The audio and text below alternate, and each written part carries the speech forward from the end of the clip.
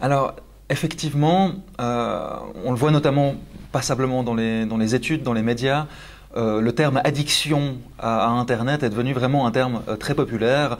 On a notamment dans la presse un grand nombre de journaux qui vont titrer, on a jusqu'à 10% des ados qui sont addicts à Internet. Hein.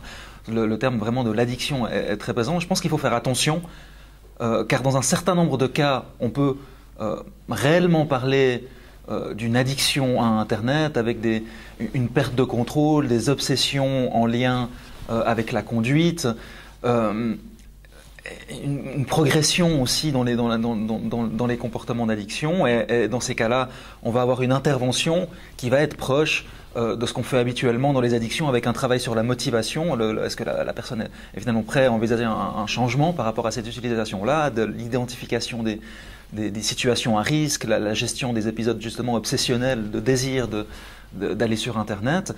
Mais il faut faire attention dans le sens où finalement un grand nombre de chemins, on pourrait parler de chemins, peuvent mener à des symptômes d'addiction à Internet. Et dans bien des cas, on a d'autres problématiques qui peuvent expliquer cette dérégulation, comme par exemple des personnes qui traversent un épisode difficile, une perte d'emploi, un épisode dépressif, ou qui ont peut-être eu des traumatismes et pour lesquels finalement l'engagement dans des activités liées à Internet, que ce soit le jeu en ligne ou d'autres activités, est comme une stratégie pour faire face à ces difficultés, est quelque chose qui peut être vu comme, on pourrait parler de troubles secondaires.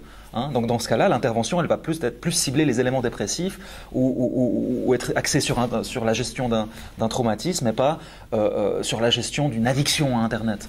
D'accord ? Donc je pense qu'il faut faire cette distinction. C'est des conduites qui sont extrêmement stigmatisées. Hein. On stigmatise facilement ce qu'on ne connaît pas. Hein. Donc quand on voit son jeune qui joue énormément à des jeux auxquels on ne comprend pas comment ça se passe, on ne comprend pas ce qu'il fait, ça peut faire peur parce qu'on ne connaît pas.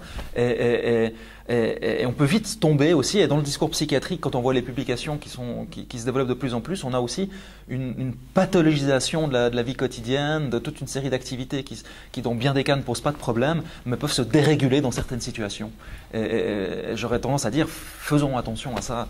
10% des gens, à mon avis, ne sont pas addicts à Internet. C'est des chiffres qui sont surestimés. Oui, alors maintenant la littérature nous permet d'identifier un certain nombre de facteurs impliqués dans l'étiologie de ces problématiques, donc des facteurs de risque. Il en existe différents types, hein, des facteurs de risque peut-être plus environnementaux, hein, liés aussi notamment à l'éducation familiale, au contexte dans lequel les jeunes peuvent utiliser les applications Internet. Il y a aussi des facteurs biologiques et psychologiques qui sont importants, par exemple certains traits de personnalité. Maintenant, on sait que les personnalités plus impulsives, avec des difficultés à réguler les comportements, hein, à réfréner les automatismes par exemple, sont beaucoup plus à risque de développer des patterns d'utilisation problématiques. Ça explique aussi les difficultés que peuvent présenter certains jeunes à réguler leur utilisation d'Internet, mais de la même manière qu'ils peuvent avoir des difficultés à réguler l'utilisation de substances psychoactives par exemple. Hein, on sait que la maturation des aires impliquées dans l'autorégulation, des parties frontales du cerveau, sont à maturité pas avant parfois à 18, 20 ans, et ça peut aussi expliquer le fait que les jeunes sont des populations à risque de par le fait que par essence elles ont moins de capacité d'autocontrôle.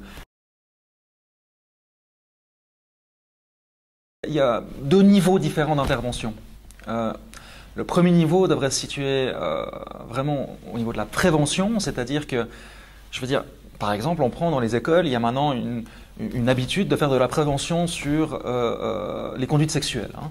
Et des gens viennent, expliquent, et je pense que maintenant il faut qu'on développe, ça commence, hein, il commence à y avoir dans les écoles, dans certains endroits, dans certains pays, mais il faudrait systématiser ça, c'est-à-dire vraiment aller expliquer comment on utilise les nouvelles technologies.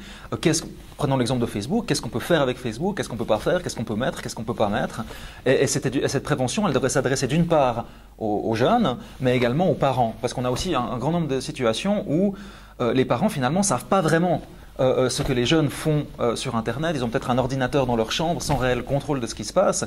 Et avant de parler d'intervention auprès de psychologues ou quoi que ce soit, il y a évidemment l'éducation parentale qui doit à un moment donné fixer des limites également. Et pour pouvoir fixer des limites de manière correcte et non arbitraire, ben, il faut savoir qu'est-ce que c'est ces applications Internet, qu'est-ce que c'est Facebook, qu'est-ce que c'est un monde virtuel permanent, etc., pour pouvoir être armé face à la mise en place d'un certain nombre de guidelines de contrôle, hein, comme on éduque par rapport à d'autres comportements.